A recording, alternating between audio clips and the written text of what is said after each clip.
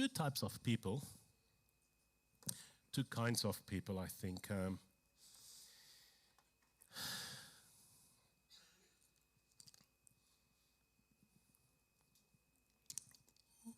There are those people who would look at the fuel gauge and it's empty. That's me. And go like, no, this is right. We can still go. Should we stop? Nah, I know my car. Actually, when you have an electric car, by the way. And then you have the other type of people. We have a few of those in my family. When that needle just goes off that F, the full sign, they go, hey, we need to find a service station immediately. We're going to run out. Get those type of people. You also, two types of people. When you go away on holidays, and like funny, Elijah told me this morning. I said, oh, how's your day yesterday? And he said, oh, we've done this and this and this and that. And we've also planned a little bit of a getaway at some stage. I think it is next year, October or something. I looked at him, I said, well, that is well planned. That's amazing. Then you get people who realize that morning that we're going away. Throw a few things in and off you go. You also get some people who love to, you get like a task at uni or at school and you've got 6 months to complete it. And week one, they start chipping away on it. And oops, there are 2 days left. I need to probably start working on this type of people. The funny thing about this is that these kinds of people are usually married. They're usually married. And I want to, this morning, look a little bit deeper, not only at the two kinds of people, but I'll come back to that. Because I think underneath all these differences that we have in life, there's this question that matters probably far more, whether you're a planner or a procrastinator, whether you can live on the edge of your fuel tank or not. Underneath all of these sort of questions is this question: what is shaping your life? I'll make the link a bit later to you. What is shaping your life? I want you to think about that for a second. What is shaping your life? Because we're all being shaped. Whether we know it or not, we are constantly shaped by stuff. And you don't always get to choose what shapes you. You get to choose to some degree, but not really. If you think about this clay, I'm not even sure if that's, let's put that in. If you've ever done pottery, who's done pottery before? Great. Oh, there's quite a few of you, It's quite a bit of a tricky thing though, isn't it? You press on the one side and the whole thing goes a bit, flop-sided, and it's not that simple. But clay doesn't just sit there and remain exactly the same. Someone is shaping it. Something is putting pressure on the right place to form what it wants to form. Something is giving it that form. And I think our lives are a little bit like that. Every conversation shapes you in some way and form. Every habit shapes you in some way and form. Every disappointment shapes you. Every success shapes you. What you repeatedly watch shapes you. What you repeatedly think about shapes you. What you celebrate shapes you. What you fear shapes you. And we can go on and on. What you give attention to, a little while ago we talked about that, what you give attention to. What you give attention to shapes your life. And here's what the scary thing is. You can be shaped by something without ever deciding that you wanted to be shaped by it. Very interesting, the two cultures. Now, we've been in Australia for 20 years now, but we probably can't compare the two lives anymore. But the one thing that I've realized quite early in the piece is that Australians are so law-abiding. Like, as a whole, I think Australians don't think they are. They think they're sort of rebellious, No, they're not. They're not. When I went back to South Africa and I was just driving on the roads there, you realize that we are so law-abiding. You get to a stop sign, and in South Africa, it's a suggestion. It's not really, hey, you have to now stop here. It's like, okay, let's see if there's anyone around us. Let's see, oh no, this is fine. At some places on the highway between Port Elizabeth and George, I remember, sometimes there are lines, sometimes not. I've got a yellow line on the emergency lane on the left-hand side. No, that's not an emergency lane. That's just been used as another lane.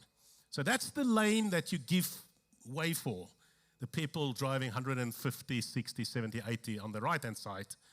On the inside line on the right-hand side. There's a further line on the outside. So you just give way. You see from those who go to Africa often will know that you see these sort of flashlights and you just give way and they come passing by. Rules are there to give you some slight guidance. Australians, on the other hand, they're pretty law-abiding. I mean, like, the roads are 90 kilometers on a highway sometimes. You go like, what's that about? Like, or 100. What's that about? We can go 140 probably here. Very law-abiding. The thing is that the longer you hear, the more it becomes, and it's a good thing, the more it becomes normal for you to just fall in. We now stop at stop streets. We now do all these things. You're being shaped by all the points you lose if you don't abide the law. But there are things that shapes you. You just fall in. You're suddenly just starting to live a certain way, even talk a certain way. I mean, you look at politics today, you look at online conversations online, that shapes the way you think all the time. That's why they are so particular about online, what do they call it? Making people extreme sort of things online, that influences people. It shapes you, whether you want to or not. You are repeatedly being shaped by something. In the world we live, we are shaped by new ideas.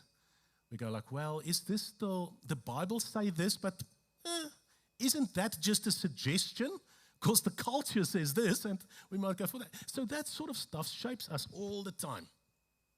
So the question isn't really, am I being shaped? The question that we should ask this morning is really, what is shaping me? I think that's a good question. That's a very good question for young people from a young age to understand and filter what comes in. Whether online, whether through your eyes, whether through your friends, whether through the schools, whether through the news. Just start filtering what is actually shaping me. What is getting the biggest influence over my thoughts these days? What is shaping my attitude these days? What is shaping my expectations? What is shaping the way I see other people? What is shaping the way I respond when things don't go my way? Because here's something else that I've really noticed, and that is sometimes we think our circumstances determine our attitude. If things are good, I will be positive. That things are great. If things go badly, I'll be negative. If everyone treats me well, I'll be gracious to them as well. So if they treat me, I will treat you the way you treat me. If life is difficult, I'll be miserable. But the Bible gives us something totally different, and that's what we're going to look at this morning. Another possibility when it comes to what is shaping my life. That we become people who are shaped by something deeper than our circumstances. Maybe things are going pretty badly for you at the moment. Maybe it is actually falling apart. And we are slightly shaped by that because we become slightly cynical about a lot of things potentially. But the Bible gives us some different approach here. And I want us to go to Philippians. I haven't got it on the screen. But again, if you've got the Bible app on your phone, go to Philippians 4. One of my favorite passages. Last week we looked at Philippians 2, where Jesus became a slave, became someone that served. this week I really want to I want us to think about Paul's life here, first of all. He's writing this being in jail. Okay, so he's sitting there, and if you read a little bit about the conditions of that typical jail, that wasn't some nice, modern day 2026 Australian jails.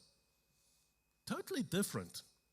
Very confined, very limited exposure to sun, limited exposure to an area where you can actually move, etc., etc. So I'm going to read you some snippets from Paul's letter to the Philippians while he's sitting in this confined space, going through what he's going through. And I'll just start by just read to you the very well-known passages. In verse 4 it says, "Rejoice in the Lord always, I say, rejoice." Okay, this is a guy, he's sitting there in the jail. He tells the church of Philippians, rejoice. Let your gentleness be evident to all. Remember the background of this writing. Remember. He says, the Lord is near. Do not be anxious about anything. Okay. Says who? Says, I'm not sitting in the jail here. Do not be anxious about anything, but in every situation, by prayer and petition, with thanksgiving, present your request to God. It goes like, pray. And the peace of God, which transcends all understanding, will give you, will guard your heart and your minds in Christ Jesus. So he goes like, hey, so rejoice, not be happy. Rejoice, not in your circumstances. Rejoice in the Lord. And then he goes on, finally, brothers and sisters, whatever is true, whatever is noble, whatever is right, whatever is pure, whatever is lovely, whatever is admirable, if anything is excellent or praiseworthy, think about such things. Basically says again, hey, control what you're thinking. Because we know what our minds do. Our minds run crazy. It goes, oh, everything's falling apart. He goes like, hey, don't let that control you. Think about the things that's pure, that's lovely, etc., etc. And then he goes in verse 10. Now, he received some gifts from people, and he said the following, which I find very interesting. He said, I rejoiced greatly in the Lord that at last you renewed your concern for me. Indeed, you were concerned, but you had no opportunity to show it. So it's sort of a personal little account here. He says, I'm not saying this because I am in need, this is it. Hear these words. For I have learned to be content, whatever the circumstances. He says, I have learned to be content, whatever the circumstances. He says, I know what it is to be in need, and I know what it is to have plenty. I have learned, again the same word, the secret of being content in any and every situation, whether well-fed or hungry. So remember, he thanked them for their gifts, for their contribution to his ministry. And he says, oh, that's great, I'm really grateful, that's amazing. But you know what? I have learned to be content. Actually, whether you give or not give, it's irrelevant. I have learned to be content with whatever I have and in whatever circumstances. Yes, it was good of you to share in my troubles. Moreover, as you Philippians know, in the early days of the acquaintance, and then he goes on and on. Just a personal letter, obviously, to that church. So here's the thing that I pick up. I'll take that back. What I pick up here in this passage. Paul gives us a bit of a secret to contentment. So there are things shaping our lives. There's the world shaping our lives. All sorts of things coming to shape our lives. There are things shaping our marriages. There are so many information in the world out there that gives us lies about what a marriage should look like. And then couples get so disappointed if their marriage doesn't match or mirror what the unrealistic world tells us about what a marriage should look like. And then there's quarrels and there's all sorts of things happening. So we get influenced and shaped, even in our marriages, about expectations, about what it should look like, what it should be. So in Philippians 4, Paul's been beaten up. He's been rejected. He's experienced hardship, physical, materialistic, like a hardship in every sense. He's gone without, and he's now sitting there in prison, and he says, I have learned to be content whatever the circumstances. Paul doesn't say I was born content. He doesn't say I'm just one of those naturally positive people. You get those people. Yeah, I don't always know. That's quite irritating sometimes. Isn't it? If everything goes just always well. You go like, seriously, not even, Australians always go like, no worries at all, mate. But not even one worry. Like, we live this life sometimes, and it's good to be positive. It's good to be optimistic. Believe me, I'm probably on that scale, more on the realistic scale. Those people are usually married too. People that go like, no, that's not the reality, Marius. Yeah, I know. Just was a good idea. So Paul says here, very interesting thing. He doesn't say that he's just naturally born positive He doesn't say, I've got the right personality to deal with this stuff. He says these words, and I've literally read this passage 1,000 times in my life probably, and I've never picked up on this. 3 words. I have learned. I have learned. It's not going to come natural for you. This is going to be pretty difficult for you. I have learned. Because he tells us that contentment is something that can be formed in us, that can grow in us.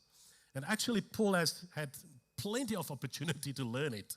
Like he's sitting in jail, and just before this, the church in Philippi had sent him financial support. And Paul is genuinely grateful. He says, I rejoice greatly. But then Paul says something that's really interesting. He doesn't want them to think that his happiness depends on whether they send him money or not. He actually wanted to make a point of that. Like, don't think that I'm just so grateful because now you've sent me some money and I'm in trouble. No. That is great. However, I have the same contentment whether you give me that or not. Whether my circumstances are great or it's horrible. I know, he says, what it is to be in need, and I know what it is to have plenty, and I don't know if we know what it is to be in need in Australia, to be honest. Yes, we have plenty of people who struggle. The Australian way. I don't think we understand that. I don't think we understand what it is to be in real need. When you wake up and there's no government supporting you. There's no people around you to give you a handout or there's no Vinnies, there's no place where you can go and sleep in a secure, or whatever. I'm like, there are people struggling in Australia. I don't want to say it's not true. It's so true, but I'm just wondering if we know what it is to be in real need, the same as what Paul is mentioning here. He knew what it was like to have very little. He knew abundance, he knew hardship, etc. He says, I have learned the secret of being content in any and every situation. Wouldn't that be great to learn that secret? We are learning it now, aren't we? I've learned the secret. I've learned how to be content in every situation. That's different because contentment isn't the same as happiness though, isn't it? Contentment isn't pretending everything is wonderful. It's not saying nothing matters. It's not laziness. It's not giving up on ambition or anything like that. And it's certainly not saying that we shouldn't want things to change. It's not like I give up my hands, I'll give up my effort. No, he's not saying that. Biblical contentment is something much stronger. It's learning that my circumstances don't get the final word over my heart. I want you to focus just on that sentence.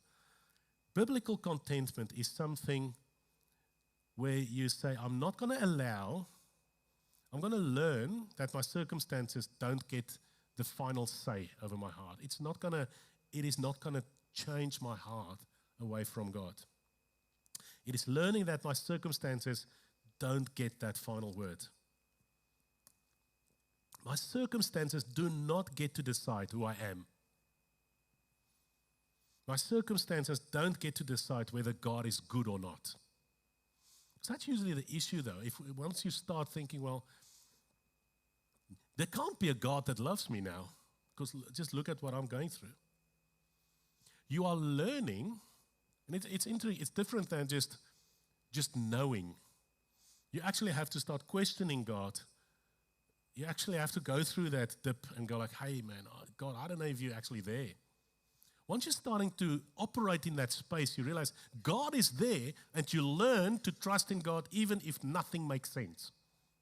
Psalm 13 is an amazing example of that. I'll read for you Psalm 13. It just sort of always pops up in my mind.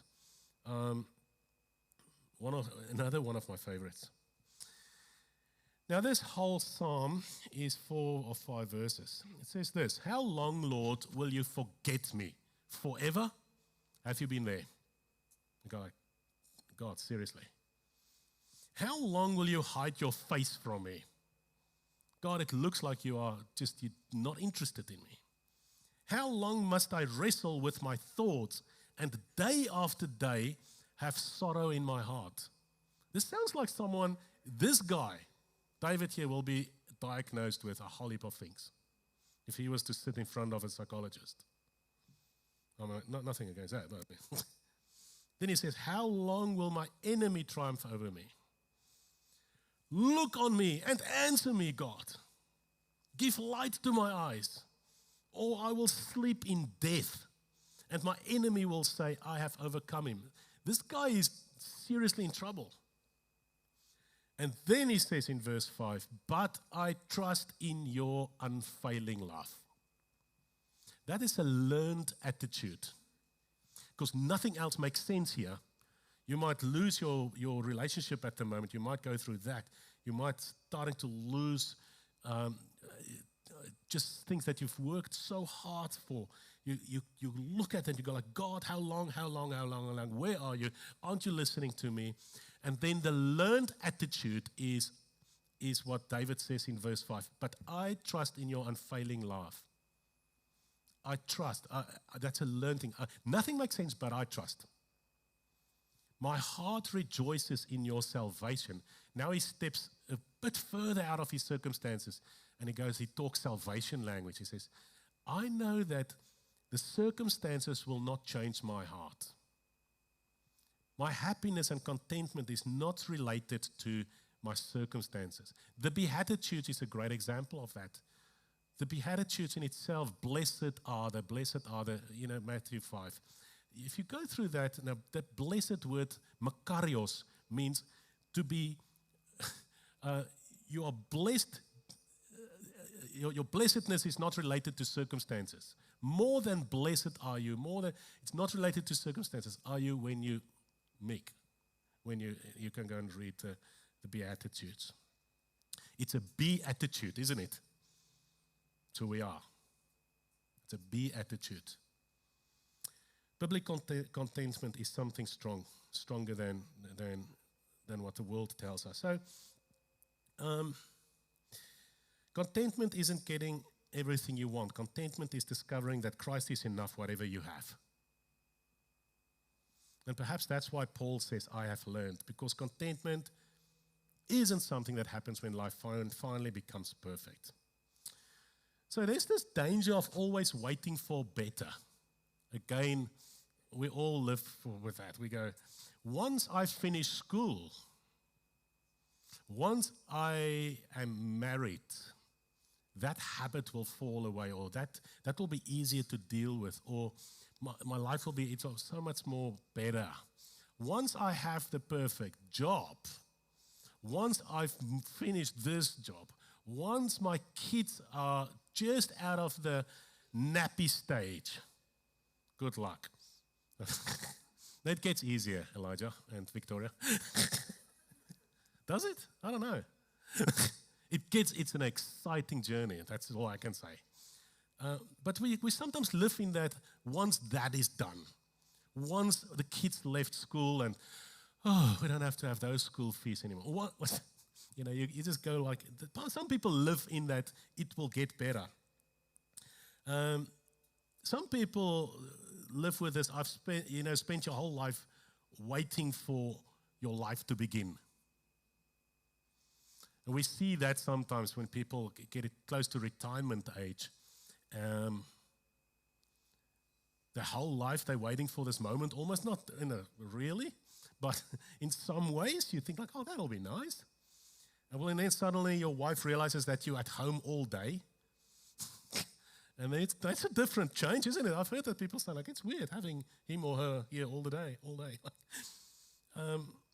Sometimes God is giving us a beautiful season right now. But we're so busy waiting for the next season that we don't actually live in this one. We're so waiting for once that's done.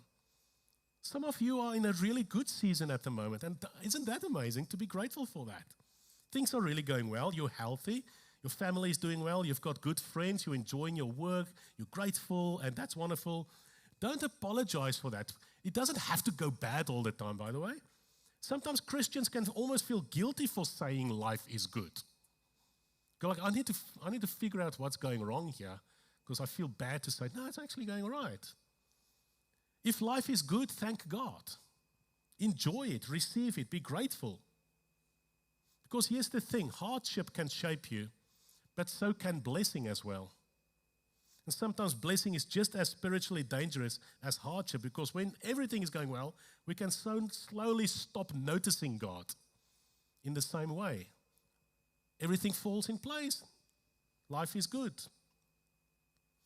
I want to show you this calendar, and for those who attended the recovery group last Wednesday, will understand or have seen this before. A 90-year human life calendar. Now, this is in months. Now, worthwhile for you to go and watch Tim Urban. Is the guy. He's got a great blog. I think it's something like "Wait, no, not yet," something like that. But he's got a TED talk that I've shown on Wednesday for our recovery group, and he's got these calendars up there. In that TED talk, he's got one that breaks down the weeks. Now, this is just the months. So weeks, you can imagine there's just more blocks. Okay. So he used this as a visual representation of how many weeks we might have in a lifetime. And when you see this type of calendar, it can be quite confronting because we tend to think about life in years, and it's going to be there forever. I've got to know, you think, well, life is just so long. But you have to remember, we've filled in some of those weeks already, or at least some of those months already. Look at where the 30th birthday is. Man, you're going down the line here. For those who are 60, look at that. You're almost done.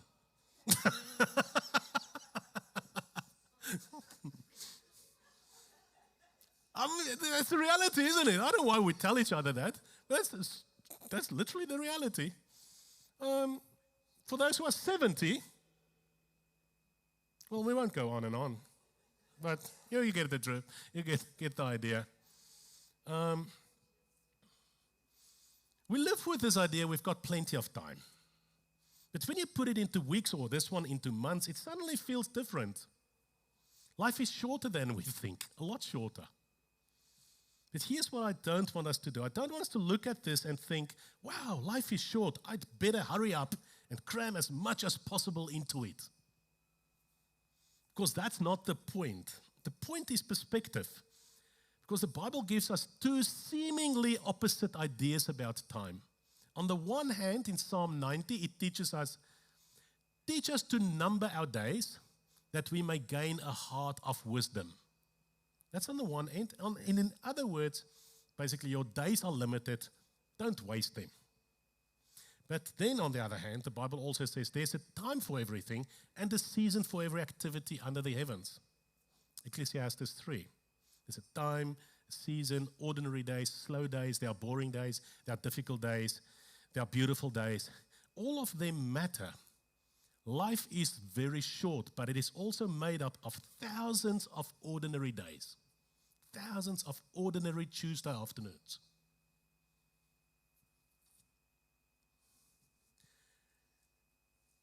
Most of life is that Tuesday afternoon.